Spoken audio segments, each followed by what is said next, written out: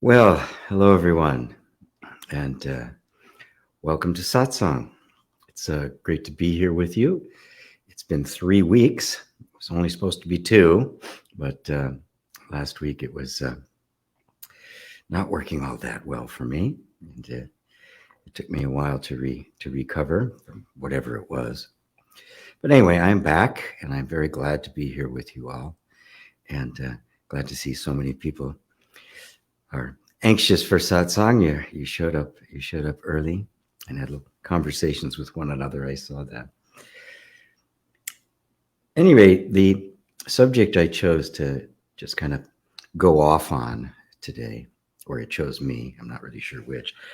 I have to tell you, normally when I'm putting together the live stream, right, setting everything up, it's just here's the subject, and I just put it in, and I don't even think about it. But whenever the word God appears in the subject that comes to me, I have to stop for a second because it's such a loaded word. Now, many of you have probably recognized that I'm using the term a lot more of late. I'm kind of, I guess, on a mission to reclaim it, right, from the hands of the evangelicals, God, right, and bring it back to what it was originally supposed to mean. But the same thing is true about the word mind, right? And so I wanted to kind of begin to explore this. I wanted to try to break down our assumptions about things. Because when we get an assumption, we get a concept that we take as the truth and hold on to it, it creates suffering. We get stuck. We get stuck in a particular point of view. And when I think that this is what it is, we don't even know that we're stuck in a point of view because our perceptions shape themselves around it to such a degree that it feels as if it's actually true. Right? No concept you have is true. Let's just get that out of the way right at the beginning. No concept you hold about anything is the truth of it. It is always a reduction. It is always just an approximation. It is never the fact. Now, most of you who've been around me for a while know that usually when I use the word mind, I'm referring to the conceptual mind, the psychological mind. The mind that is simply an abstraction, a word used to summarize and represent this ongoing flow of thoughts. And that in and of itself, it doesn't exist, right? Separate from the flow of thoughts, it doesn't exist. That's the way I normally use it. That's the way the teachers in my lineage have done it. Even Ramana Maharshi, that's how he referred to it. That it was always in reference to nothing but the flow of thoughts. But there have been other versions of it. There have been other ways in which it was used. There's a beautiful passage from Huang Po, who was around the 8th century, a Zen master. And the start of this little book I've read, it simply says, all of the Buddhas and all sentient beings are the one mind, outside of which nothing exists. Now, that's probably a word what I would normally use would be the word consciousness, self-awareness. But there's a value to recognizing that to that entire tradition, it's referring to the one mind. The mind that is, well, you might even think of it as the creative power of the self, the capacity of the self for intelligence, for creativity, for self-reflection, and for all of creation. Because to Zen, well, to me as well, the entire universe is thought. Now, we can get lost in that word thought because we think of thought as being here, right? We only refer to thoughts as this activity that appears to be on this side of the skin. But that's not how they saw it at all. There was no in or out. when you looked at an object, anything, pick an object, right? Pick it up and look at it. You are looking at it in mind. It is an image in mind. It does not exist outside of mind. And so that mind, in fact, is the Buddha. He says that elsewhere. The Buddha is none other than your own mind. Now ponder that for a moment. Thinking of all the enlightened masters that you may know of. Pick any one, doesn't matter. Buddha, Christ, Shankara, Ramana, doesn't matter which one you pick. Where do they actually exist? We want to think of them as a personage who lived in a particular time and did particular things and had a deep understanding, or were an enlightened being. But according to Huang Po, all enlightened beings are nothing but your own mind. So you can see it's a completely different way of looking at it. And it's a useful one, because I found that the word consciousness can get a bit clinical. I mean, I had a comment on YouTube recently about somebody asking a question about consciousness. And the question was good. It was a legitimate question. But what I noticed, and I pointed out, is that he was examining consciousness as if it was this thing, this object over there that I'm looking at. I said, well, which is it? Is consciousness the thing looking at the thing you're looking at? Or what is looking? It has to be what is looking. So in that sense, we could use the term mind as the self. We could use it interchangeably. The pure mind, or again, in Buddhism, they're referred as to the great perfect mirror mind. That capacity of the mind, of the self, to manifest itself as form. I'm going to move up a little bit because the camera keeps shaking. Now, the next part, one mind, one being, and one God. We divide being into beings. We think of individuals as individual beings, and I'll often refer to that, right? I will use that as a way of talking about things. Yeah. But I don't ever use the word souls. It's some multiple souls, right? Because there's only one. I mean, you can use soul as another one thing, right, that appears to be many things. Like one mind appears to be many minds. One life appears to be many lives. But the essential oneness of it, the essential unity of it, is what we have to come to intuitively grasp in our hearts and in our bodies, that there's only one being. And it starts by recognizing that nothing exists outside of your mind. There isn't anything else out there. Everyone you know, everything you have or have experienced, are nothing but images within this one mind. We just think that this one mind is personal. So when I say this one mind is myself or yourself, you think I'm referring to a person. If you refer to a person, you get a solipsism, which is nuts, right? That's the ego, the sense of a separate self, trying to think of itself as being the only thing that exists. You can't do it. But yet the being that you are experiencing, and you can't deny your own existence, right, is one. The being you're experiencing and the being I'm experiencing, right? The you and the I are simply conventions of language. They don't exist. There's only this one. And traditionally, in religious terms, that has been named God. And once that word God got intertwined with culture and authority and organization and specialization and all the things that happened, it became the supreme other. Everything about being and mind and love and truth was projected onto this imaginary being. that somehow exists outside of me. Where can God exist except within your own mind? So then what is the source of God? What is the source of truth? What is the source of being? What is the source of mind? It's you. You are that.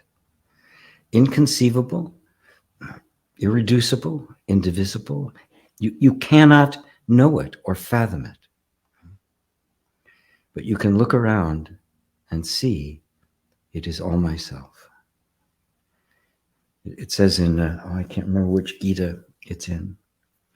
It says, all this is myself, for it is all poured forth from me. Everything is the conceptions of the one mind, not concepts as ideas, but the concept of the one mind is reality itself. All experience, the universe, is the mind of God. I think I'm going to leave it at that. I wasn't quite sure where this one was going to go, or when it would end, but I'm going to let it go now and just say hello again, everybody. Welcome to Satsang. While I sip on my milk latte. I reuse the cups, by the way. I make my own, and I reuse these cups as long as they last. They're very useful. Reducing my carbon footprint. Yeah. Roberto, so good to see you, my friend. SP Weasel, who we now know is Andy in Texas. Hi, Andy. There's Rosario, also in Madrid. And Azgur, am I saying that correct? Hello from Turkey. And hello, Ursula, Madeira Island. And there's Brent. Let's go, G. Yo. Merck, on a delightfully dark and rainy Sweden. Excellent. Oh, yeah, that's right. Well, you guys are going to see the sun again soon, right? There's Ava in Poland. Ralph. Hello, Ralph. John in Scotland. Another John in Ireland. There's Mary. Hello, Mary. And David and Elaine in England. Anja in Germany. There's Anthony in Adelaide, which is Australia, which means it's early in the morning for you. Or is it late? Yeah, it's early in the morning for you, like 16 hours ahead of us. Dorte, Denmark. Merck, the healing at the roots course have been most valuable so far, seeing I've been attempting to build my house on very shaky, insecure ground, constantly trying to just ignore the needs of the tribe. Very interesting. Yeah, that's interesting.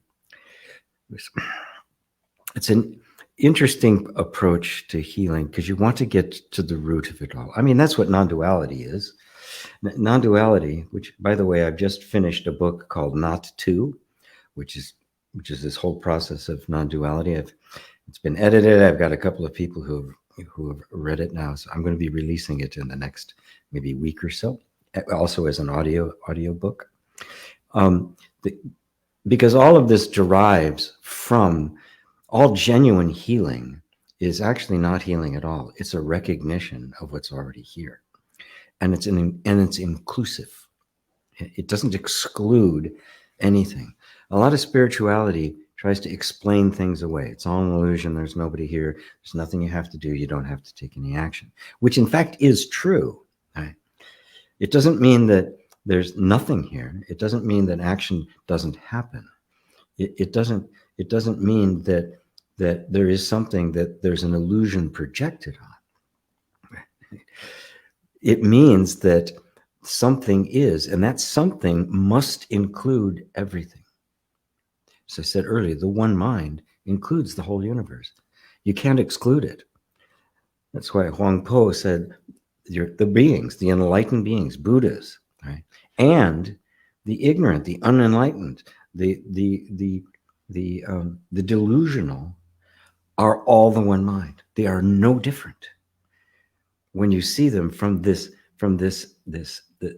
center point, and that's the true non-dual understanding. That gives rise to healing modalities that are actually effective, because it doesn't start from the point of view that something is broken. It starts from the point of view that you are already perfect and need to realize it. You don't ever become perfect. You can't become perfect. You already are. We have to drop the idea that we're not. We have to drop the idea that we are a mortal person, subject to all of these ills and problems. And it's more than just changing your thinking, right? Thought changing is that's the law of attraction and all of that, the metaphysical approach. I'm going to change my thought. You can't do that until you change the fundamental thought, which is, who are you? Whose thoughts are they that you're trying to change? Then you find out that that one never existed in the first place. And with that comes a complete absence of the feeling that I need to change anything, that I need to change my thinking or make a manifestation or make some kind of demonstration of power. It's all of that just falls away. For what? What's it for? I'm already the all. Don't forget, one means all. If there's oneness, it's also allness. If there's one mind, it means there's nothing but mind. One being, nothing but being. One God, there's nothing but God. And so healing takes on a completely different point of view. And in that book, I bring it down to the most fundamental, which is trying to illustrate that what we are experiencing is not ourselves, but our conditioning. And it doesn't dismiss the environment we're in. It just recognizes that what we have mistaken for ourselves is nothing other than the functioning of this organism within an environment. And it's not who you are. That's the revelation. And that's the genuine healing. It goes beyond healing to original innocence and wholeness. So I'm glad you're discovering that, Merck. Yay. Yeah, build my house. Very shaky ground. Yeah, it's very true. Whenever we try to build the foundations of our sense of identity on the person, which is nothing but just a functioning of the nervous system within an environment, yeah, we're on very shaky ground. We need to identify ourselves as that God. God is the ultimate. Its real meaning is the self. And the self is not something out there. It's not there's no higher self. There's only you. You are the higher self. So God is referring to the self, to you. This is one mind, one being. Hello, Henrik from Lake Constance. Sally. Hello, Sally. Good to see you. Hello, Anne. Wonderful to see you. Sosan. Tuoma. I'm Sosan Toma Christensen. Sorry if I butchered that. Lovely name. Welcome. I think I haven't seen that name before. I think you're new. You're in Switzerland. Wonderful. Hello, Lindsay. GP, much gratitude to you, GP. Oh, thank you. Mary Sykes, God is a trigger word. Thank you for recontextualizing. You're welcome. Yes, it's a very powerful word in that so much has been attributed to it that it doesn't deserve. I mean, it's become a tool of empire, a tool of control, a tool of shame and guilt. Yeah? And what are you going to do? So I can either not use it at all, right, or I can kind of reclaim it, reclaim it, recontextualize it, give it the meaning it was really intended to have. Simply a word to refer to the ultimate authority, the ultimate power, the ultimate love, the ultimate everything, right? All power, all knowledge, all intelligence, all consciousness. Right? That's what it was meant to refer to. And then the sense of the ego, the sense of the person, projected on it all sorts of stuff and made that division, that separation. That, in fact, is what the story of Adam and Eve is really about. It's not about a couple of people actually getting, doing something bad and getting kicked out of paradise. Right? It's an illustration of this experience is one of losing paradise the moment there's a sense of separation. The moment I identify as the body mind, as the functioning that has no self, the sense of self identifying with it, that's the fall. And there's the immediate sense of falling out of grace, falling away from paradise. But God remains the same. The truth remains the same. It hasn't changed. It's an illusion. It's a delusion that has arisen and taken root. And this whole process of awakening is it's the rediscovery that you never actually lost it. It was just a belief. And that's the power of our minds. If I believe it into existence, and I can experience it for multiple lifetimes. So this is the last time, right? Awakening has begun. Its days are numbered. Oh, geez. Yes, it's a trigger. Namaskar to you, ME3. Lindsay, did GP get a haircut or tied back? Either way, looking good, as always. Haven't tuned in for a while. No, it's actually tied back. People want to see it more familiar. Yeah. Maybe one of these days I'll get a man bun, right? I have to have a man bun while I can play my my tongue drum. For some reason, I think I'm the only guy who plays one of those tongue drums who doesn't have a man bun. So for some reason, it looks like the top of a garbage can to me. The tie off of the garbage bag. Yeah. Anyway, enough of that. So, okay. Does this feel more familiar? Somebody thinks I look younger with a haircut. Are you 20 years younger? Marty, good to see you. Good to see you. Ah, Lisa. Hello. Oh, we have a fashion style convo going. I did the big reveal. My Mephisto look. Looking great, GP. Hello, Shanae. Another Irishman, another fellow Irish woman. Let's see. Brent, Brother G, so much love for you. Is that scarcity and lack are only experience when we don't see our innate abundance as awareness? Yes. When we see ourselves as the person, as a person, an individualized soul separate from all other souls, lack and scarcity are inherent in it, as is unhappiness, discontent. And so from that state, everything that arises becomes painful, suffering. Every desire becomes a confirmation of my feeling of lack, rather than just a natural occurrence in life. I mean, desires come and go all the time. But if I'm identified with this person, right, it means the identification itself has cut me off from my experience of oneness with everything. That's the essential sense of lack, the essential sense of separation. And that a sense that comes from the identification of being the finite self. I am the body. And in that moment arises the fear of lack and the fear of death. Because now that separation, I'm separate from everything. I'm separate from love. I'm separate from abundance. I'm separate from happiness. I'm separate from opportunity. I'm separate from creativity.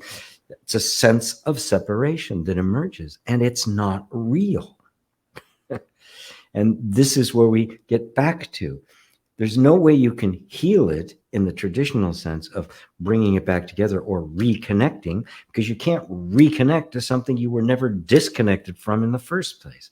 It's only in the mind. That is the psychological mind, the belief mind.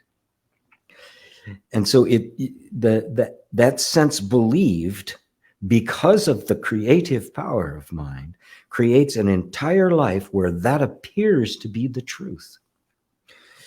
And then within that mind, maybe there's a little, something happens and now, oh, it's all caused by thinking. So I've got to change my thinking, right? But you can't actually do as long as the source of that thinking is the sense of a separate self. You can't possibly change it. You can't possibly really do it. It could work for a while and then it will fall apart, as it has numerous times in the past. There have been times where the thought-changing stuff actually flourished around the turn of the 19th century. The end of the 19th century, the end of the 19th century, and the beginning of the 20th century. There's a period in there that was very rich metaphysically and healing and all sorts of stuff. This is where actually even hypnotherapy emerged there, and it just got completely smothered by basically scientific technology, which took over. It then had a reemergence, really in the 50s, 60s, 70s, but it really took off in the 80s, and of course in the 2000s with the law of attraction and The Secret. It had another explosion, and that people were really into it, but it didn't sustain itself. It didn't work, because underlying it was still the sense of being the egoic self. So now it was the law. This egoic self, am going to attract all the things that I want. You can see how that's kind of doomed to failure, right? If the I that's trying to do the attracting is itself just an idea, it's just a false thought, how in the world is it ever going to succeed? It can't. One must know oneself as the one mind, the one being, the one love, the one truth. At which point, what's there to attract? What's there to manifest? I'm already it. Then every moment becomes abundant. So yes, Brother Brent, that's exactly the case. But I caution people, whenever I teach about this kind of stuff, it takes me a while to actually do it. When I recognize there's a need there, we need to do it. I need to do it. But you can see how easily the false sense of self attaches itself to getting what it wants. And so the examination of the fundamental belief around scarcity and abundance and the like, it becomes not a quest for self-realization, but a quest for a technique to improve the life of the separate self. So I do my best to try to keep pointing back to the inherent nature of it.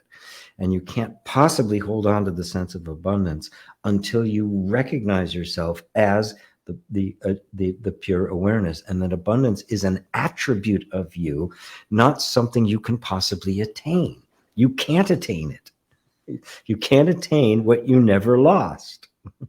You can't attain your own being.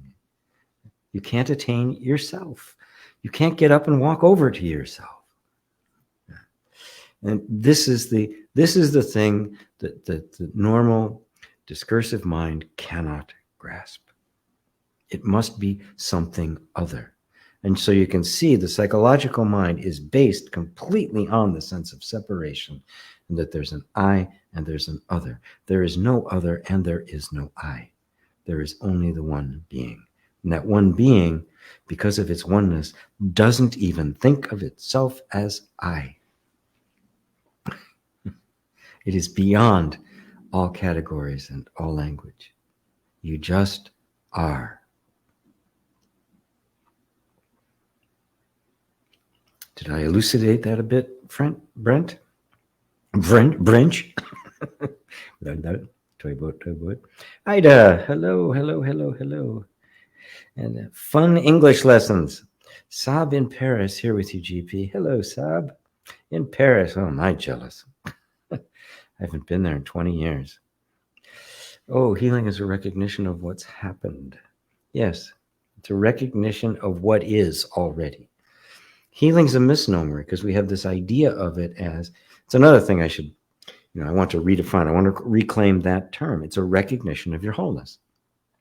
It is not going from broken to whole, broken to fixed. Right? That's how we think of it, because we think we're broken, or there's something here and I've got to make it better. The recognition of your inherent perfection unfolds what will appear to others to be a healing, to be some kind of transformation, some kind of improvement in one's life. But the reality is nothing's improved at all. It's just that the finite mind has grown less and the true mind is appearing more. Karina, so good to see you. Happy to catch you live. Yes, so good to see you. So good to see you. Mary, ooh, I would love your new book. Will be there. Will there be a physical copy as well? I would love to buy and share them with many friends. I'm looking into it. I'm looking into a physical book. It'll be like a print on demand kind of thing. It's just a whole lot more involved in making those happen. But I am thinking about it, because a lot of people I like physical books. I just live like a vagabond, so I can't really keep many of them, which is why I have so many Kindle. But I'd much rather have a shelf full of books. I just like the feel of them. So so happy to see you, Karina. Wonderful, wonderful, wonderful. Oh, Mary, that sounds wonderful. We will definitely look into printing, and in the meantime, we will get you on the list for when it comes out digitally. Lisa answering questions for me. By the way, Lisa is my business partner, co-founder of Homeschool, the producer of my show, and an absolute godsend to me. So, Barbara, greetings from snowy Sweden.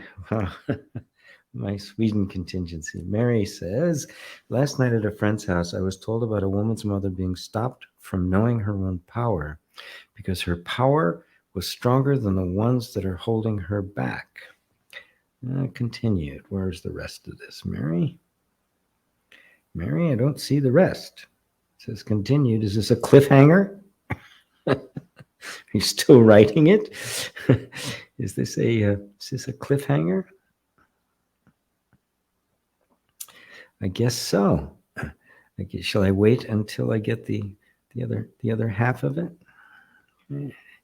Yes, I'll wait till I get the other half of it. But if I'm here for a while, I will try to answer. A woman's mother being stopped from knowing her own power. We're all stopped from being known power. I'll preface it with this, because if you truly are the one mind, the one being, the one God, then your power is infinite. You can't even call it power. It's your very being. God's thought is reality experienced. That's you. And so, yes, when we have a sense of a separate self, power seems to be very limited, very small. People will be fighting over power. We're trying to inhibit others, control others, and that's what happens. And so the truth is, nobody's power is stronger than anybody else's power. That's just in belief. In belief, somebody believes they've got more of this, somebody believes they have more of that, right? And then they may do this. Really bring yourself to the truth of you, to the reality of you, to the absolute truth of you. You are not this person. You are not a separate being. You are not separate trying to become whole. Right? That's the progressive path. It's not the non-dual path. It's not the direct path. That is, I'm going to improve myself, and eventually I'm going to become godlike. It's endless. You can do that. I think Juan Po said again, right? You can do that for as many lifetimes as there are grains of sand in the Ganges, and you will not succeed, right? Because you can't succeed from the premise that I'm a separate being. That is the whole thrust. You are not that. You are this one being. You are the Buddha. I even did a course called Tapping on the Buddha. people practicing energy healing, improving their lives. Who are you tapping on?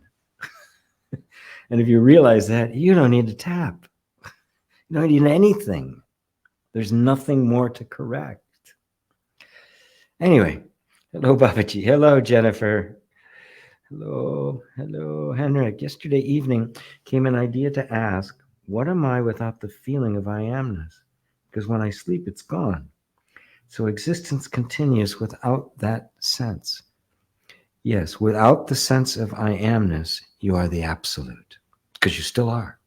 Remember, the sense of I amness, on a very subtle, it's very subtle. It's the most subtle thing we experience. It's more subtle than space. It is simply this sense of presence. Well, if there's a sense of presence, there must be something there. In order to have an I amness, something must pre-exist the sense of I amness. That is, but is completely unknowable, not detectable or perceivable in the slightest. And so the tiniest, subtlest vibration of I am is perceived by the absolute. That absolute is the true being. But that absolute, completely imperceivable, is not separate from everything that is being perceived. How can it be? Everything derives from it. Nothing can exist without it, because that is the only thing that actually is. Everything else is a manifestation of it, an expression of it, an appearance of it to itself. Everything that appears draws its momentary appearance from that which actually is. That which is unknowable, imperceivable, irreducible, indivisible, undetectable, and yet you know you are, because that which is that which recognizes that it is, and that's you. That's Satchidananda. That is the true Buddha, the true self, the true Christ, the realization. The real Christ is the mind of God. Let that mind be in you, which was also in Christ Jesus. The true Christ was the realization of the one divine beingness, not a God that he paid a penalty for, if that even happened, right? The realization that you are that. I think it's the last verse in the Gospel of Thomas.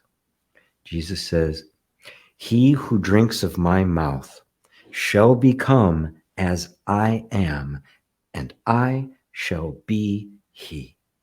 Wow. Wow. That's true Christianity. And that may give me a comment or two. If some evangelical sees God and wants to watch. I don't think he'll get this far into it, though. 38 minutes now. I don't think he'll get this far into it. Carl. Hi, GP. What are the signs of abiding in the I am in your life and body? Besides a sense of peace, how do I know I'm abiding properly and not just having an experience? Where does observing stop? Observing stops with the recognition that the observer cannot be observed, and that everything that observed is just an experience. So when you say, how do I know I'm not just having an experience? If it's an experience, it is. If it's not an experience, it isn't. It's you. You cannot be experienced, right? Get that. So you won't be seeking any kind of experience. That's the mistake you're making. There's a sense of peace. Okay, great, right? To whom is that sense of peace appearing? Can that be perceived? There's a sense of peace, so it's a perceivable thing, right? So who's perceiving it? Right? And then, some may present itself. Oh, this is it. this feeling here, or this image, or, well, no, I'm perceiving that too. Can the perceiver be perceived? This is where you leave the psychological mind behind. It is no longer of value to you.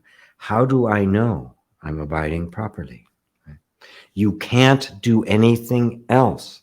Remember, it is not a process by which you attain enlightenment or you attain the abiding as the self. It's the recognition that you are the self and always have been. You can't be anything else. That recognition is it. And so where are you abiding? What is there for you to attain? Buddha made the statement. It said, in the great, unparalleled, unequaled enlightenment, I attained nothing. What was he saying? What? This is what we're all after, the great Anattara Samyak Sambodhi, the great, unparalleled enlightenment. What was he saying? I attained nothing. I was always that. So don't put your attention on what you're on any particular experience, and recognize that you cannot experience yourself. You are not an experience. You're just here. You just are. The me, the sense, no, not the sense. That which is actually hearing my words right now is the one God, the truth, the reality of your being. So you can't not abide properly. The idea that you could abide properly is just a thought. It couldn't, right? Or that you have to abide properly. Am I doing it right? It's just a thought. That's all it is. There's nobody there. Mooji put it beautifully. He said, I am. Before the idea that I could forget or the idea that I needed to remember was believed. He didn't even say that the I am believed it.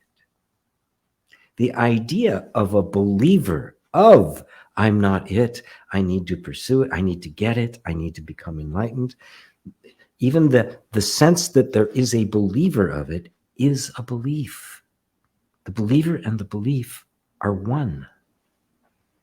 You're not even the believer of it. Have I gone too far?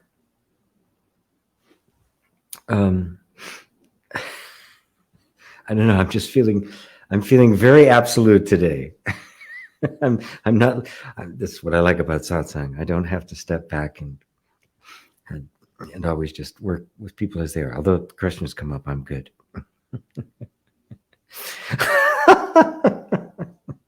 Fox just said the man bun has proved the most powerful hairstyle, proven by science. All right, I'm going to have to do it. I did have dreadlocks once, even with my what wasn't it wasn't completely white at that point, but a girlfriend I had put me in dreadlocks. It was not my look, for sure. White-haired dreadlocks was kind of odd. Anyway, Carl, are you seeing it? Right. The I am is the ultimate perceiver. That's all you have to know. And the ultimate perceiver cannot be perceived. Do not believe in anything other than that. That's the direct path. There's nothing other. You are already that. Your mind, the psychological mind, will argue against that until the cows come home. Let it. You don't have to convince it. Who cares? Who cares what it has to say?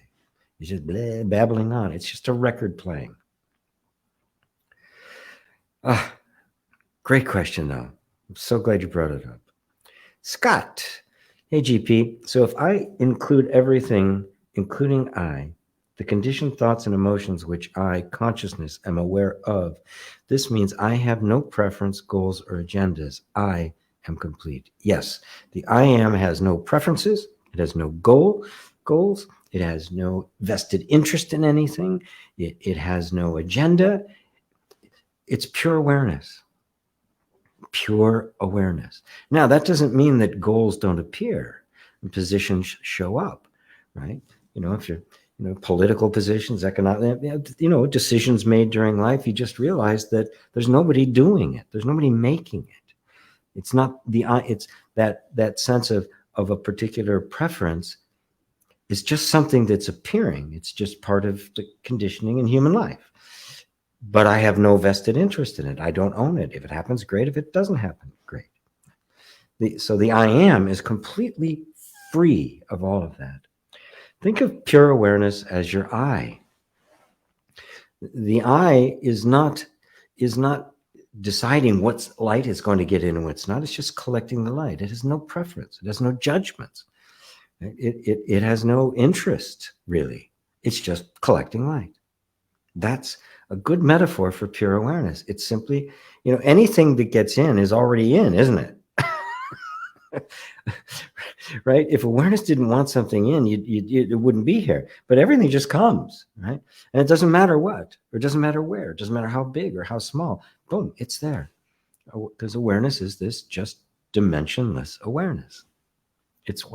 And that is what you are.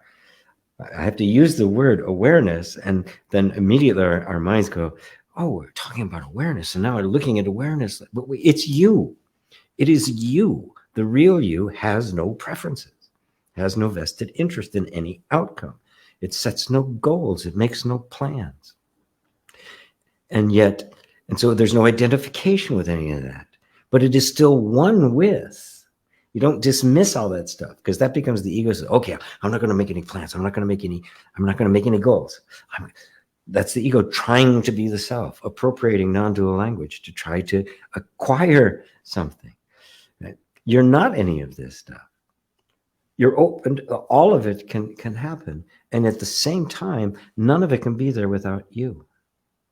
And so it is simply a universe that has been created that you're witnessing, that has come out of you, and you are one with, but you have no identification with.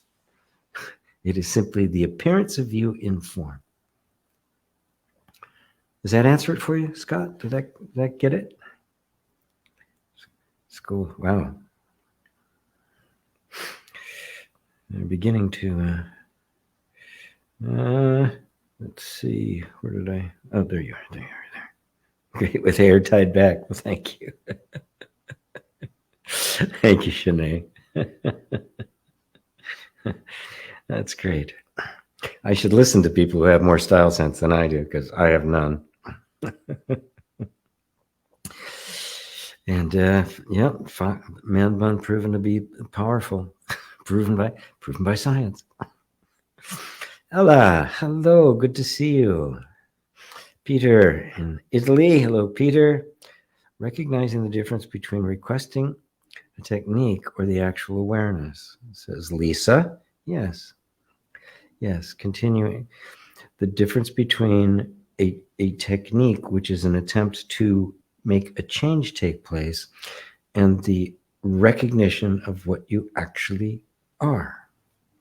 The recognition brings about a transformation of the experience, which will then call healing. That's not what it is, because nothing was broken in the first place. And this was just an appearance.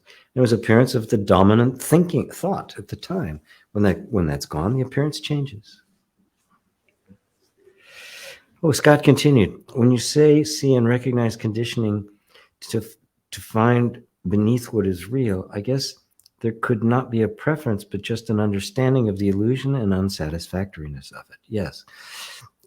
When you understand the illusion, you find that, of course, it's unsatisfactory because it's an illusion.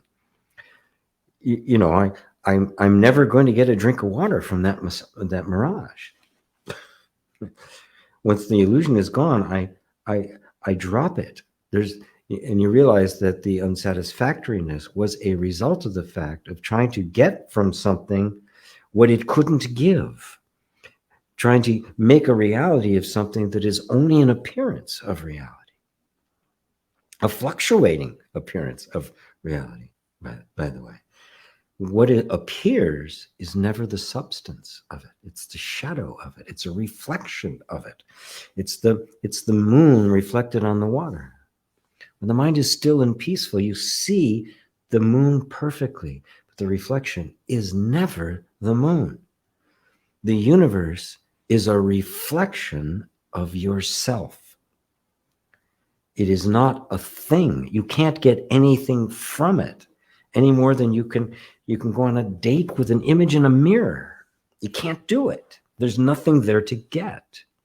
You can't get your thirst quenched by a picture of a glass of water. You can't eat the menu.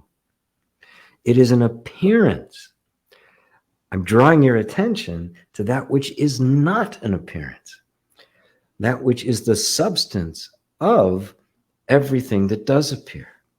And everything that appears, though, is not separate from it. It isn't an entity that exists independently from it.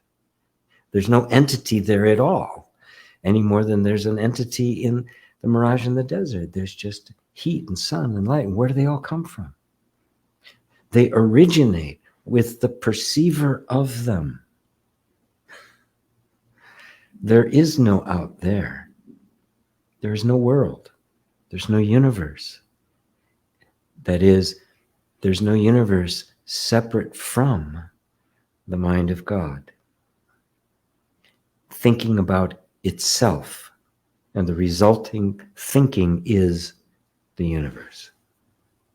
That's one way you could put it. Hopefully I covered all of that for you, Scott. So sad. One mind, one being. Why couldn't we have been born already at least half conscious? Why the thick veil? It is the oneness of the mind that is the veil.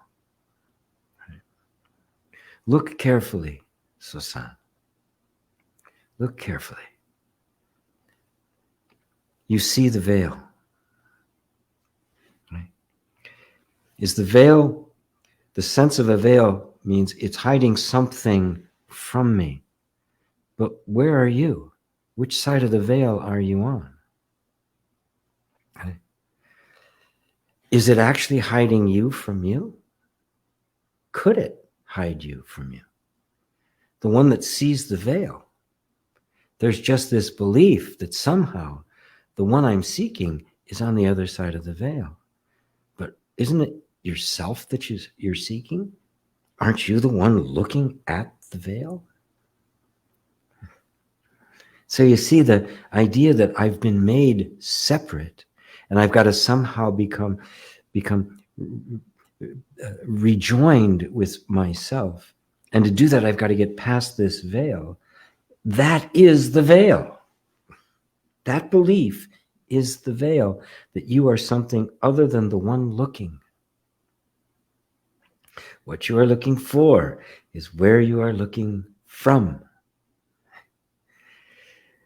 Hidden in plain sight. You, the one that's looking, the one that's hearing my words, is the one mind, is the one being. There's just a thought that says otherwise. And that one thought creates the entire illusion. One thought. It's like, your thumb, hold it up to the sky and it can block the entire sun. But it's just that one thought that I am separate from myself. There's nothing but the one. If there's nothing but the one, there's no veil. There's no illusion. There's no mirage. There's nothing other than that one. So there cannot be an other. There cannot be a believer of a false idea. There cannot be anybody blocked or veiled. You cannot veil yourself. How can you? Can you possibly put anything in between you and you? So the veil is an illusion. The illusion based on the idea that I somehow am out there. The self, the true self, pure awareness, God, the one being, is somehow out there somewhere, and I have to get to it. Who's that I? Is it not you you're looking for? Well, where are you? Which side of the veil? Which side of the lens of perception are you on? Ah, you're already that. You are already that. This is the great realization. This is the Christ consciousness. This is the mind of God. This is the Buddha, the awakened one. I've never been anything other than that. And you just see how the mind continually tries to reproduce somebody who is separate, but it's only in the mind. It's not a reality. Thank you, Sosan. Did I say that right? Sosan? Oh, I get hearts and stars. Yeah, hearts and stars from Lisa. Thank you, Lisa. Mary Sykes, it is there. Don't know why you can't see the rest. I will repeat it again. Okay. Hope you can see it this time. Okay, let me go down there and find you, Mary. See what you're talking about here, about God, that we are coming out of the Stone Ages. Thank you. Where's the rest? Let's go back, see if I can find the original one from Mary. From Mary. I can't find the original. Is it all the way down to the bottom? I'll have to run across it. Yeah, sometimes the technology fails. I lost her. Can't see it.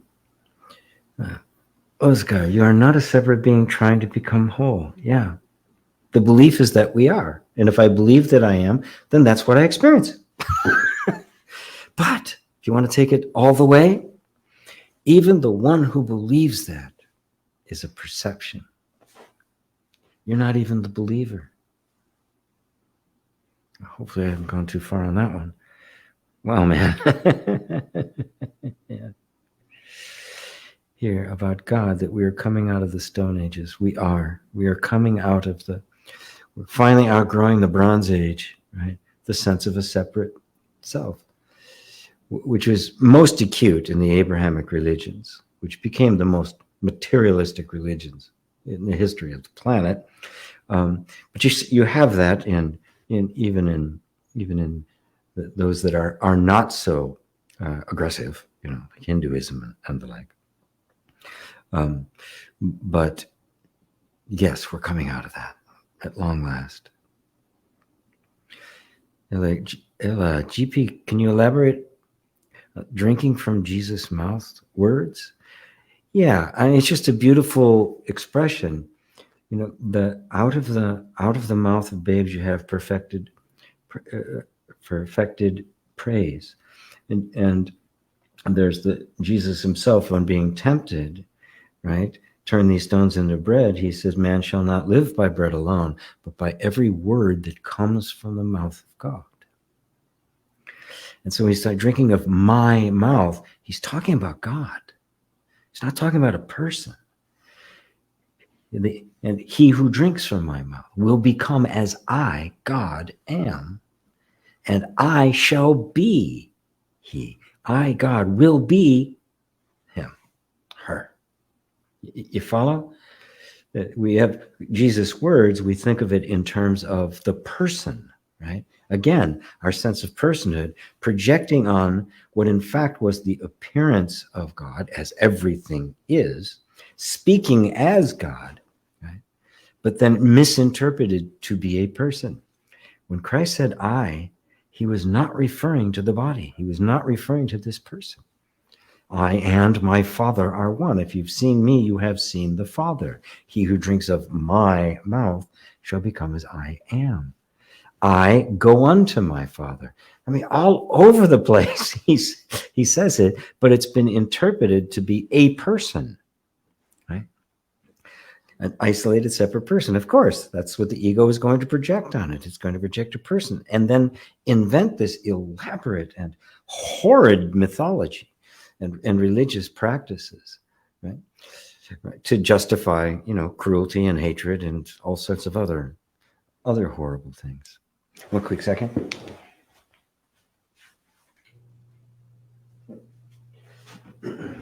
Started getting cold in here, and I want to turn on the heat. So I'm getting cold.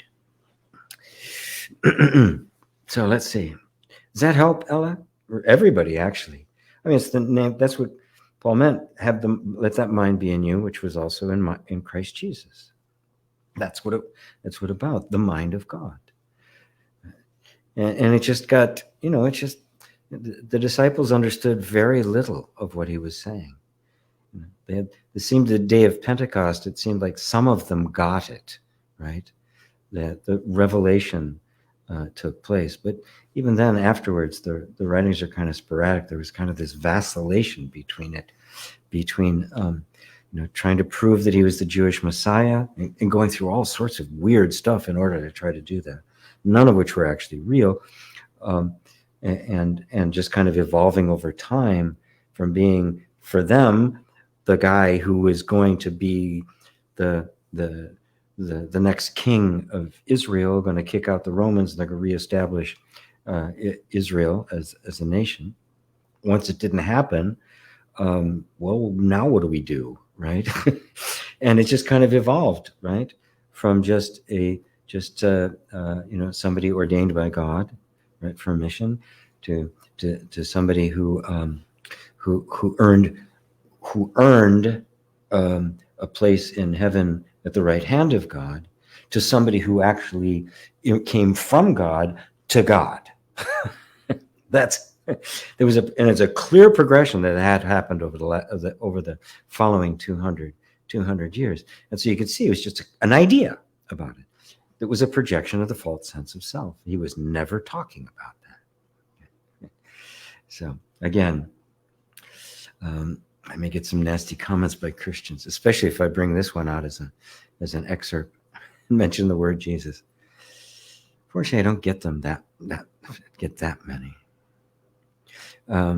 Resonating deeply, G. Thank you. You're welcome, Brent. Asgar. Jesus' mouth means that you know that you are the I am as way Jesus knows it, and you realize that you already have the Christ consciousness. I would say you don't have the Christ consciousness. You are the Christ consciousness. I always have to get it back to being. One being. The mind of Christ is not the sense of having the mind of Christ. It's the sense of being the mind of Christ. Being. Let me pound that into your little heads. When you know that you are the I am, who's knowing that they are the I am? It has to be the I am that knows it. Otherwise, it's a false sense of self trying to imitate the I am. Oh, I know I am the self. Only the self can say I am the self. Only God can say I am God. And I keep pointing you back to the reality that is always speaking, so that when you say I am that one consciousness, I am the self, it is the self that is saying it, and not an approximation of the ego. Immerse yourself in the absolute truth of your being. Fox's mind is blown. Good. You don't need it anyway. And so when Jesus would tell us that you will do even greater things than what I do, paraphrased, he means that what you will do cannot be put into human language, therefore greater. Correct. And he said, you'll do even greater. The works that I do show you do also, and you'll do even greater works. And then he says, why? Because I go unto my Father. Again, he's not talking about him personally going off to heaven. He's talking about you, the sense of I, going back home to its source. The disconnection falling away. You've never been anything other than that. Again, another mystical statement of his. No one ascends up into heaven save he who came down from heaven, even the Son of Man, which is in heaven. What's he saying? What's he talking? He's saying exactly that. You don't ascend up there. The only thing you can ascend there is that which came from there. Even that which is already always there. That's the reality. That's the truth of your being. That is the real you. I love where it's going today. I love where it's going today. I love reclaiming Christianity. Oscar, there's no human left after that realization, but rather only the self left. Whatever you do, it's done by that. Right. There's no you doing anything. Right. When you have a dream at night and you're doing something, are you actually doing anything? What's the substance of it? There's a doing apparently happening. There's something happening. But there's nobody actually doing it. That's why dream is used so often as a good metaphor for this. Right? There's nobody doing anything. Right? Any more than, you're watching a movie on a screen or on your computer screen. There's nobody doing anything. It's just an appearance of things. All of experience is that. The self isn't doing anything. It is just being the self. And the nature of the self is this explosion of creative self-expression. And nothing in the expression exists independently of it. It has no inherent self in itself. It is reflecting the self. And therefore, there's no one is doing anything, yet everything is being done. Now, when the ego grabs a hold of that, it's, oh, I'm not the doer. It gets confused, first off, and not the doer, and then tries to not do. Okay, I'm not going to do. Nobody's doing. It's a complete misunderstanding. The non-action that they talk about Lao Tzu talks about in the Tao, the Tao Te Ching, is it's spontaneous action. It is uncalculated action. It's spontaneous. It's jazz. Right? So there's no deliberation going. It's just the oneness of being, right? Is internally absolutely perfectly harmonious. How could it not be? There's only one, and that perfect harmonious oneness, which you can't even call harmonious because there's not two there, manifests itself as infinite harmony, the ultimate symphony, the universe, the one song, all held together, all manifesting this one essential, unchanging, totally harmonious being.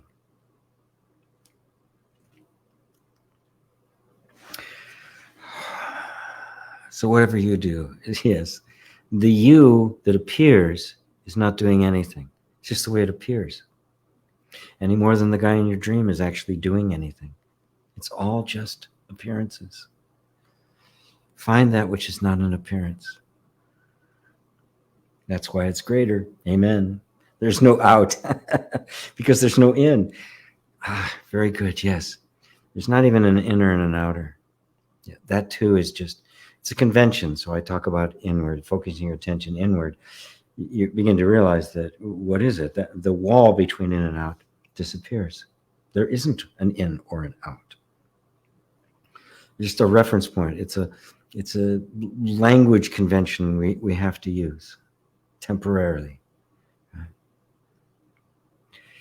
Oh boy, T4. I have no idea how to pronounce that, but hello. Hey G.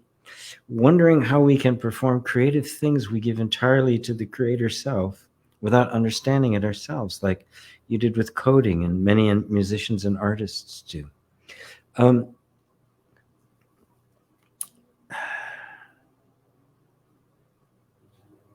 Well, first, see if there's any kind of desire on your part to perform creative things, right? Your life is already a creative expression. That's all it is. It's an appearance of that creative self, as it is. Okay. Now, any desire to make it greater or more creative or bigger, right, cannot possibly be arising from the true self, because it has no desire like that. It has no need for anything other than itself. So the desire and fulfillment that arise are simply appearing on this screen. They're part of the harmony, right? The unity, the singularity of the self appearing as harmonious interactions about, and the pairs of opposites, night and day, up and down, male and female. All of those things are the appearance of the one as many in this wonderful dance of emptiness. So, in my case, when you're talking about the coding and also the music, I just remember one day started hearing music, and it was even better music than I could play. I was a struggle to write it down because there wasn't computers at that point, right? I had to actually literally write it down. And yes, jazz musicians all the time. Every performance is completely spontaneous. So, if you the desire, transform that desire to perform creative things into the desire to find the absolute source of all creativity. Once you find that, and you realize you are that, you are one with that, you'll see everything you are experiencing as that creative output, and you won't have a preference for one kind of creative output other than another. It won't matter if it's, coding or music or art or any of these things, which, we look at and go, these are obviously really creative things, right? But so is knowing how to talk to your child. So is, making yourself an almond milk latte. So is, setting up the candles so the scene looks kind of nice with my, salt lamp and the stuff behind me. You can't see the pictures on the back. That was my granddaughter and I yesterday drawing monsters. It's a little blurry. It looks like it might be something important, but it isn't.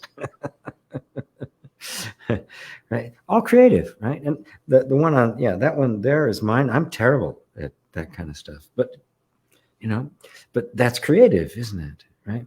So go to the source of all creativity, find that it is you, and you'll find that everything is creative, and it may open some new creative doors that you didn't know were available to you. Because every single moment is the moment of creation. The self didn't create at a particular time and now is sitting back and watching it. Creation is the absolute right now spontaneous appearing of the self as form. There's no past, there's no future, right? It is jazz. It is completely and spontaneously appearing in this moment, right? And the idea that it had a past is just an idea. The idea that this has a future, just an idea. There's no inherent being in anything that is perceived. There's no self in what is being perceived, what is being created. And so you'll see that your entire life, just as it is, has been nothing but this constant creative expression of the one self. You are that self. Identify with that, and all the rest will take care of itself. Thank you. Something I can't possibly pronounce. Lovely, lovely. Colleen, after the honeymoon faded, I feel a bit of loneliness. It's weird. It doesn't have a story. This road is solitary. Not really seeking anymore, but want to be around people who get it. Perfectly natural, right? And by the honeymoon fading, I have to, I guess that means that maybe the ecstasy of a realization has kind of faded off, and suddenly now all the rest of human life, But the real mission here is to see that all the rest of human life and the ecstatic moments are one. They are both there. How could there be an ecstatic moment if there hadn't been some moment of suffering that it was the contrast to? To truly grasp non-duality, both sides have to be embraced.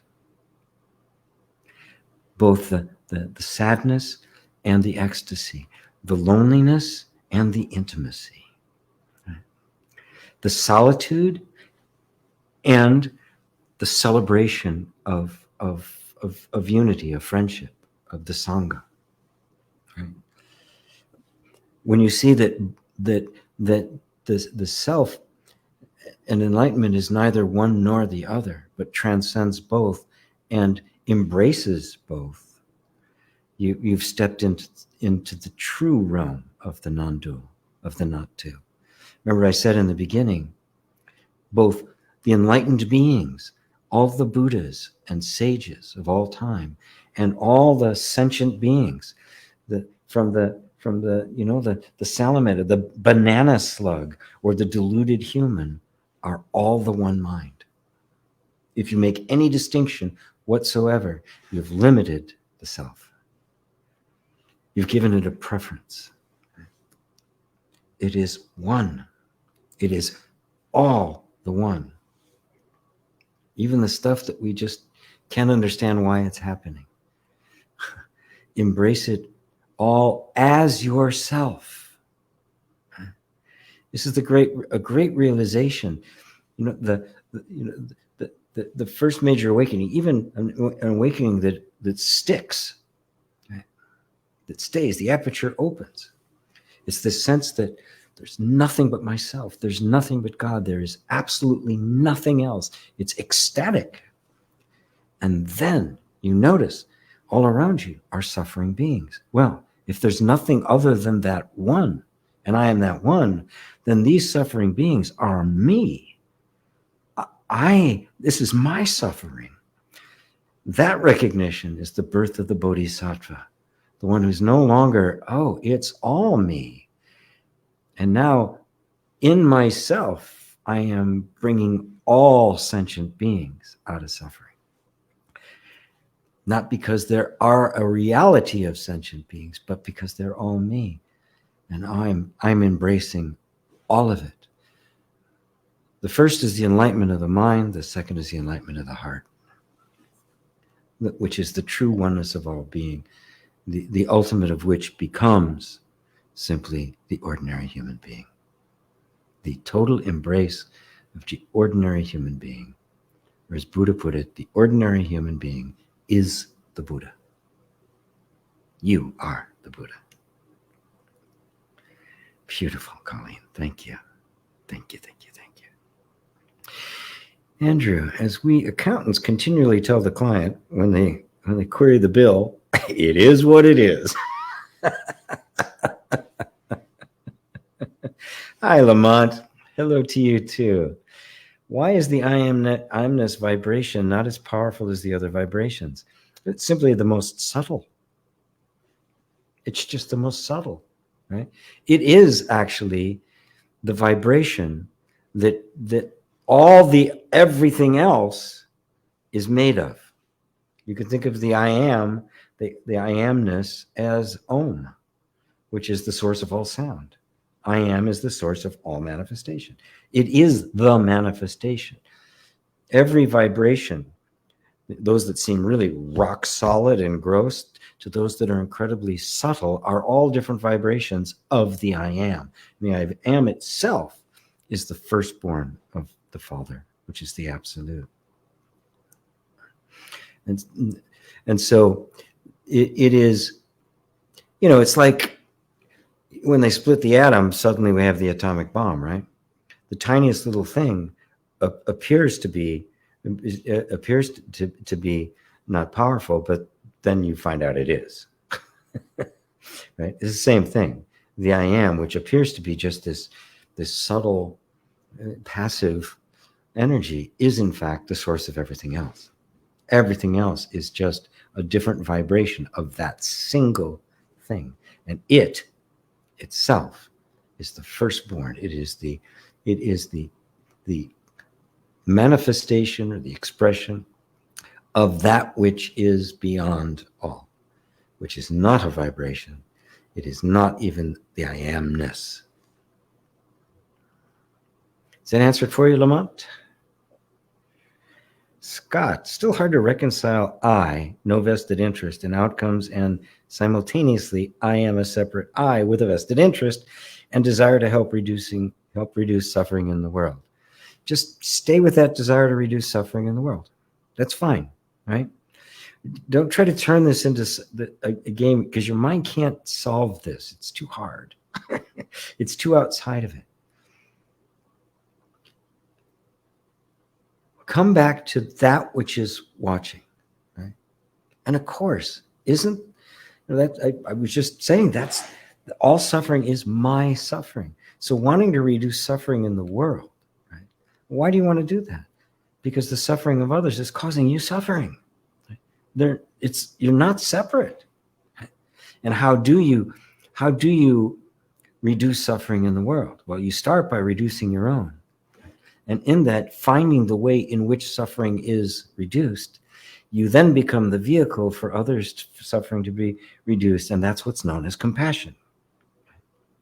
Find the truth in you, and you will see it in everyone. And your mere presence will reduce suffering.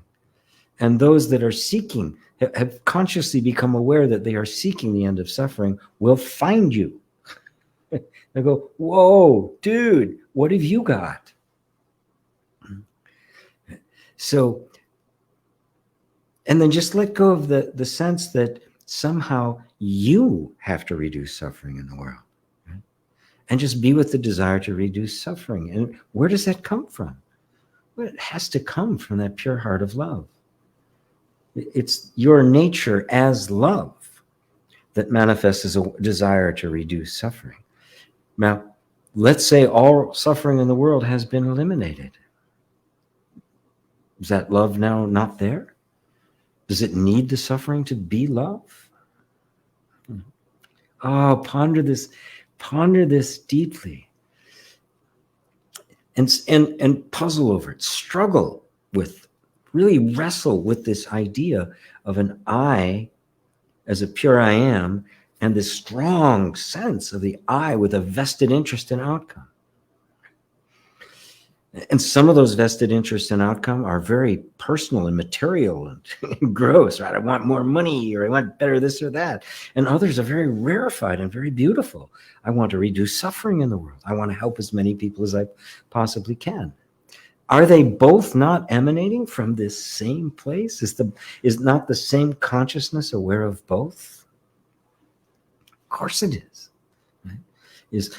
Would you regard one as superior to the other? You could, reducing suffering. Which one would you rather commit your life to? Reducing suffering, or acquiring, more money, having, being a private equity firm or something, right?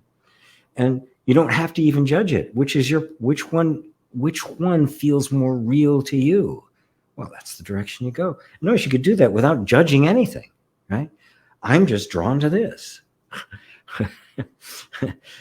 Okay, so that's what I'm going to do. And so now you can follow that natural inclination, or recognize where that natural inclination is coming from and where it's leading you to, which is right back to the place that it's coming from.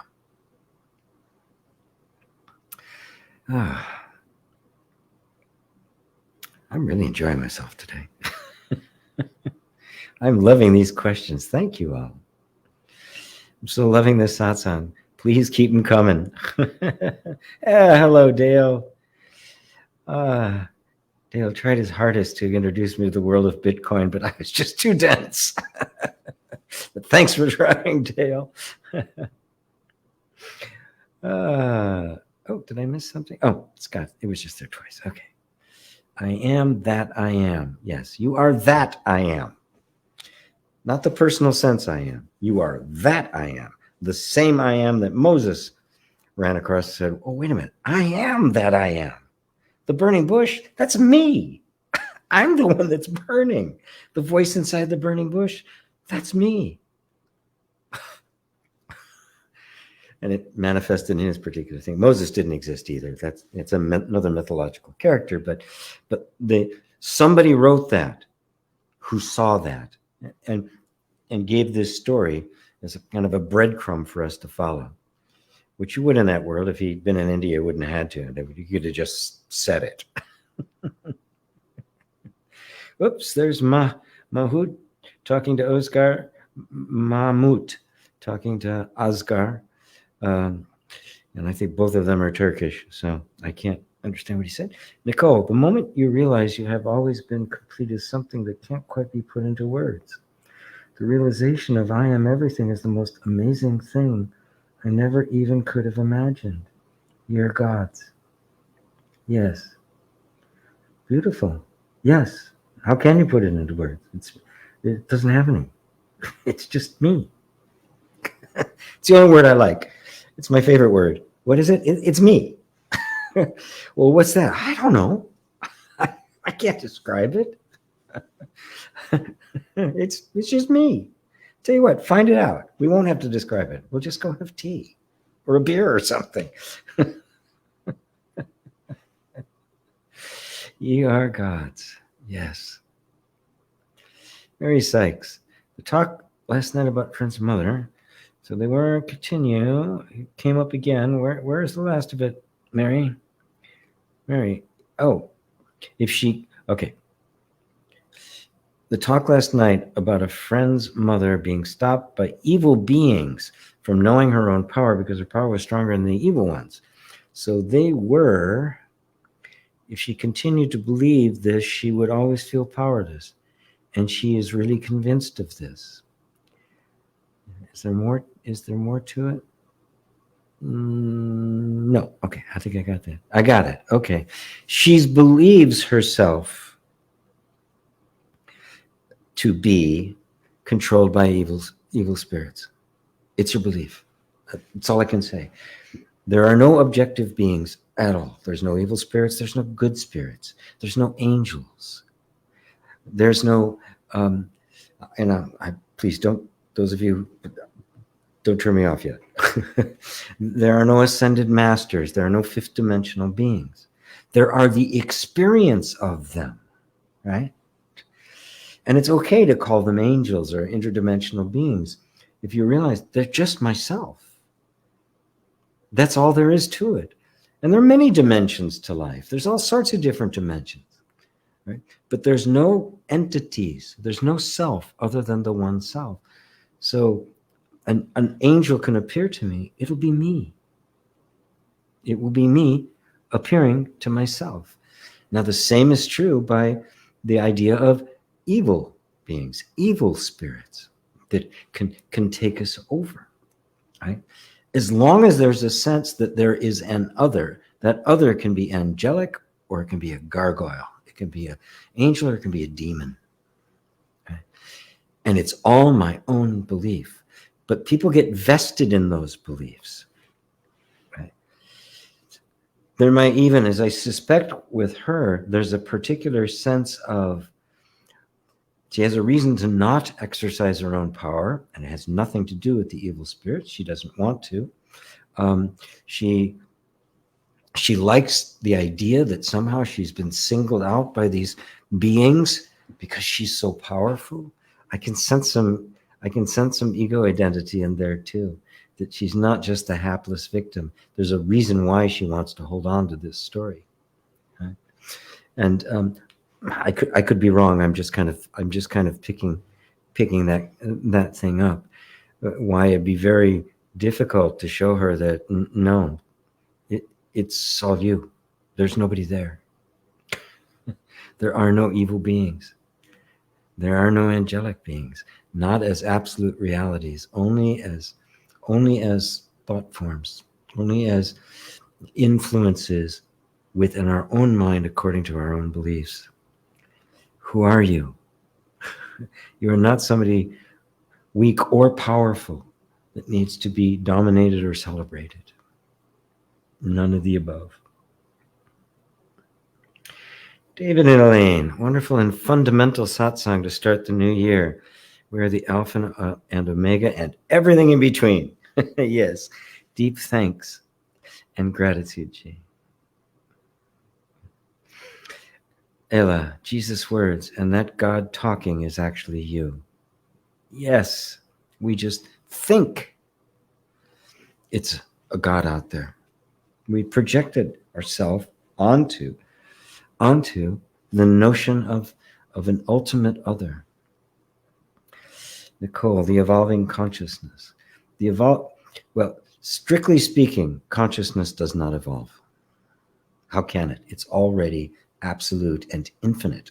The infinite doesn't evolve. But the manifestation of it is in constant evolution. Constant evolution. Never stops. It is never the same twice. That river is never the same twice. Ava, as Oscar told, you are not a separate being trying to become whole. Yes, of course, I'm awareness in which the experience of being a separate person trying to become whole happens. Does that make sense? Yes, that's exactly right. The sense of it, right? But seeing it, we go, oh, there's nothing there. There's nobody trying to become whole. It's a belief. There's nobody there. There's no mirage. There's no water there. There's no separate self. There's no believer of the false. There can't be. That would mean there had to be something other than the one mind, which means there is not even a believer of the false. There's not even somebody who believes themselves to be separate. It's just a picture in the mind, a mirage. There's no actual believer of it. Not even you.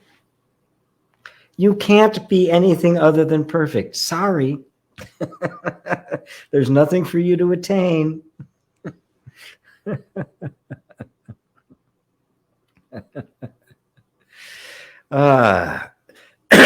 Luz, hi, could you tell me a little bit about the dark side of the Force portrayed in Star Wars? And why they reject the light in exchange for powers? Black musicians, Illuminati, archons, demons. Well, yeah, the sense of the ego wants to be empowered because it doesn't have any. The sense of a separate self, because it is not true, it is not actually a self, it can never, ever feel secure. It can never feel safe. It can never feel content, right? And so as a result, it seeks power from outside itself. Political power, there's no difference. You know, Star Wars kind of combined those two, right? Because the Sith Lord was also the Emperor, right? And so, yes, and seeking city powers has been warned against by every genuine sage that's ever existed. It is the desire to get power outside of myself. That is the ego. So black magicians and voodoo and any of the things that try to influence or harm others, right, and not just be completely within themselves is a mistake. And so that's why it's portrayed as the dark side of the Force. And interestingly enough, I don't know how much of this Joseph Campbell or George Lucas understood, but I know that he read everything from Joseph Campbell, who actually consulted with him for creating this mythology of Luke Skywalker and the like, and confronting the dark side. Well, the ultimate, the story was that Luke had to confront his own dark side. The one scene where he takes off Darth Vader's helmet and it's him, and then he has to decide exactly what he's going to do, and he finally decides, and he finally said he would rather die than go to the dark side. It's a representation of the struggle we all have with the personal sense of being, with the egoic sense of being. Now, the beauty of non-dual teaching is you don't have to go through a dark night of the soul to get there. You don't have to go through Jedi training. You have to realize that it was never true in the first place. That there is no power there. There's nothing to gain. The mirage has no water. And the seeking of it will always be the egoic sense, the sense of a separate self trying to fill itself up, which it cannot possibly do because it's only a sense. It's not the self. Does that help, Luz? Does that explain it? I want to try to keep it simple because it's all founded on the belief. The belief I'm a separate self gives rise to the idea that there's something out there that's going to make me better. And that can become, esoteric practices, right? It can become, black magic, or it can be the lust for success, political power, money, right? Every outside of me. No, there's no looking inside for that. Right?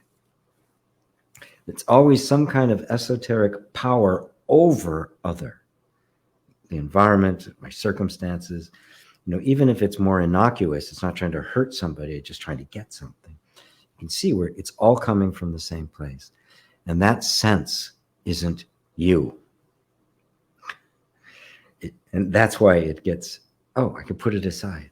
I'm not going to seek the power. Why should I? I am the power.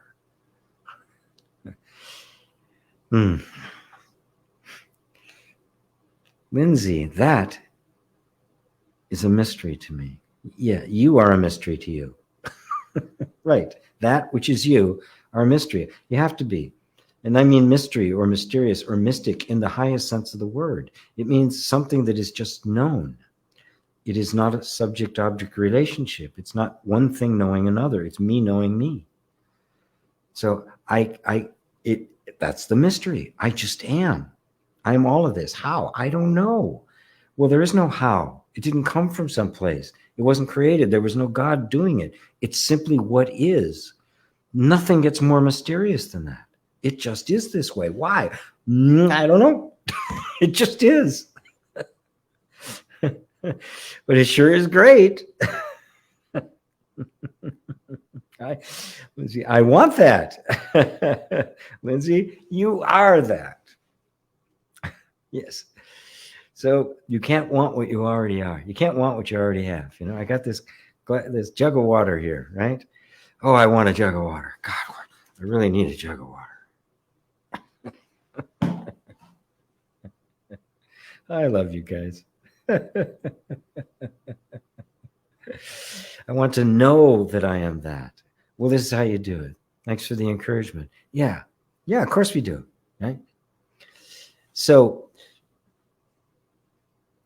don't see it as a quest in the sense of how do I know that? Instead, go, okay, there's a sense here that I don't know. What's that? Let's look at that. Let's look at it more closely. There's a sense that I don't know, yet G keeps telling me I already do know. I'm going to puzzle over this. I am that already. Right? And if I am that, then I know that I am that. But I don't seem to know that I am that. Right? Well, now, where's your attention go? Right? You see the essential thing. I am that, yet I think that I'm not. Well, who's that I that's thinking that it's not? Is that I perceivable? Say, oh yeah, it's like this feeling that I don't know. Okay, it's a feeling. I'm perceiving that feeling. So that feeling can't be me. It's just a feeling. It's a thought. It's an idea. It's an assumption. Who believes it? I believe it. Well, who's that I that believes it? That thought, I believe it. Isn't that being perceived by something else? Okay, so that's just a thought too. Are you following what I'm doing here, Lindsay? Because you're going to have to do it for yourself and keep doing it until the egg cracks open. And it will, right? Because truth is self-sustained. The falsity is only sustained for as long as it's believed. And as you begin to dismantle not the belief, but the belief in the believer. We think of ourselves, I'm the believer and I'm ridding myself of false thoughts. That's the change thought approach. Right? I'm going right for the juggler. Eradicate the belief in a believer. I am the self, and I know it. God damn it. Even though my mind keeps telling me I don't. My mind's not telling me the truth. Of course I know that I am. Of course I know that I am. I know I'm on this side of the lens. I know I'm perceiving all of this. I know I can't perceive me. So every time the mind tries to present a version of me as something knowable, it's not me. Hence the say, I cannot know myself as anything other than myself. I can only know myself as myself with no reference to anything else. And then you discover, I know I am that. Of course you do. How could you not? But not knowing the way the mind knows, knowing the way the self knows. Oh, it's so subtle and so beautiful. And you're gonna get it. The only way out is in. And you find that the out is the in, and the in is the out. Sup, PM.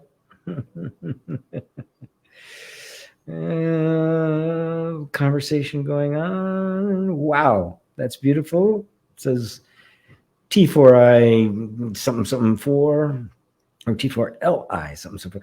That's beautiful. Thank you. I struggle to get all that's whirling around my head onto paper. When I have something to record it on, it's gone. I feel I can never translate it to this world. Also, the name is Talisa. Talisa. Very, very good. You know, that's always going to be the case. Like I said, when I started writing music, it was better. The music was better than I could play. I had to practice really hard to be able to play the things I could hear. It's still the case. I've never been able. I've never been up. And vision is always going to be one step ahead. That's how evolution takes place. That's how growth takes place. I know any artist who's 100% satisfied. It doesn't matter where you are on the scale, whether you're a Da Vinci or my daughter or my granddaughter, scribbling on the board, on the whiteboard. Right? It's the importance is the self-expression, and recognizing that it's not up to you to even try to translate it. Because what are you actually doing? What is it that you're actually offering? It's yourself. That's all we ever offer. It's ourselves. Whatever form something might take, it's simply myself. That's all I have to give is myself, because it's all I got. I don't have anything. I don't have anything else. Delissa, thank you for helping me. I see now. I see now just the clever way you put the 4s and the S's and very good. The Tao that can't be told is not the eternal Tao. Amen. Amen. And you guys that's not fair. You're speaking Turkish, I think. That's not fair. I don't know what you're saying about me. You could be calling me ugly and I need a man bun. I am Drifter. Oneness seems to call for experience with no limits. The future and past have limits. And if we try to change suffering, is it really a truth of now? Or is it a pull to the future or past? This is subtle and it's important. The desire to end suffering is the desire to know the self. They are one and the same. But you can't just stop at, I want to know the self, and ignore suffering. This is what's so important. This is the great gift of the Buddha, and especially Zen Buddhism, that it is not an ignoring of it. Right? So on one hand, you recognize and see through the unreality. You see through the imagined reality of suffering. You see the cause of suffering, is that sense of self. But you also see that there is no other. And so suffering is not ignored.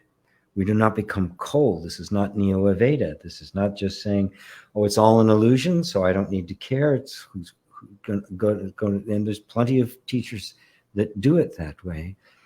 It misses the point. You're stuck in the absolute.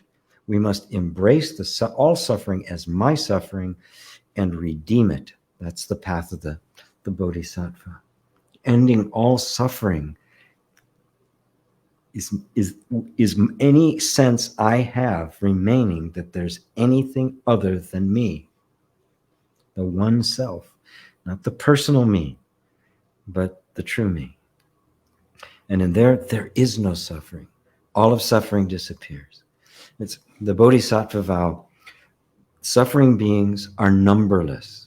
I vow to save them all.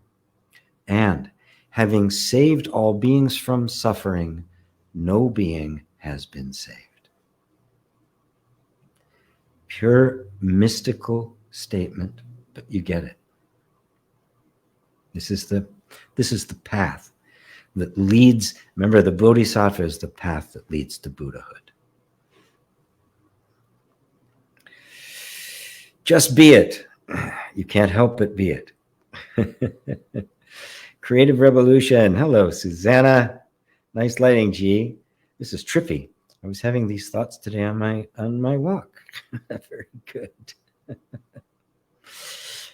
Hendrik, I love your clarity, especially to other beings, angels, etc. Yeah, it's not a denial of it. It's not a denial of experience. Of course, we experience all sorts of things. But really, what's the difference if I have a vision of an angelic being, or I'm talking to somebody in a coffee shop who may or may not look so angelic? It's an experience of other, right? If I dissolve that into an experience, into the constant experience of one, well, yeah, the angelic beings, fine. Multidimensional beings, fine. Aliens, cool, right? They're all myself. Nothing is lost. The expression of it, there's no limit on the expression it can take. We have this very small idea, right? That this is it, and okay, it's not in my perception, so it must be some other otherworldly critter. I mean, it's just we're kind of caught in this thing, but that veil's falling away. It's falling away. This is trippy. Suzanne is trippy. Hello, Jonas. Good to see you. Thank you for another beautiful satsang. You're welcome. Ava, thank you, G, for your answer today. There is in me a feeling of confusion about everything, and yes, it's only a feeling. And thank you for this precious time of satsang. You're very welcome. Sending you all love today, says, I am Drifter. Thanks for being present for this experience. Fox says, sheesh. I guess that's a good sheesh. Sheesh. I'm hoping that's a good one. So I have to block you. I don't accept any negative comments. Well, look at this. I've gotten to the end of the queue, and it's not even 2 hours yet. Fine. Mary says, thank you. Matt, hello, Matt. Gratitude. And I'm grateful for all of you. I am deeply grateful for all of you. I mean, how could I possibly do teaching if there's nobody to teach? I need you as much as you need me. We all need each other. But seriously, I do so appreciate all of the deep, sincere desire I see reflected in you all to truly know the truth. That's what's guiding you. Right? I'm one voice of many, one that's here now and could be gone tomorrow. But the true voice is the voice in your own heart. That's what's really leading you. And whether I'm here or not, it will continue to lead you. You cannot possibly lose it, okay? Because it is the very heart of you. Thank you so much, GP. You're so kind and awesome. Thank you, Lindsay.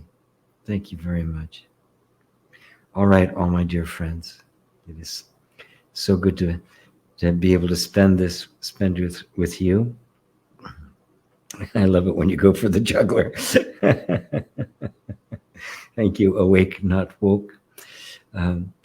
Yes, yes.